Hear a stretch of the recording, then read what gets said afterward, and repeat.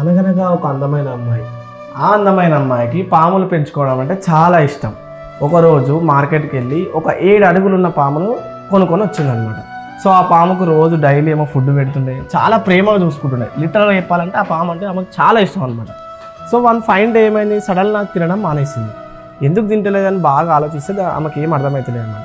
అట్లా ఒక్కరోజు అయింది, 2 రోజులు అయినాయి, వారం రోజులు అయింది, అయినా కానీ తింటలేదు. సో ఇట్లా కాదని ఒక డాక్టర్ దగ్గర తీసుకెళ్దామని తీసుకెళ్ళింది అనమాట. ఆ డాక్టర్ దగ్గరికి వెళ్ళి జరిగినంతా చెప్పింది. అంటే పాము ఇట్లా 1 వీక్ నుంచి తింటలేదు, ఇదంతా ఆ స్టోరీ డాక్టర్కి చెప్పేసింది.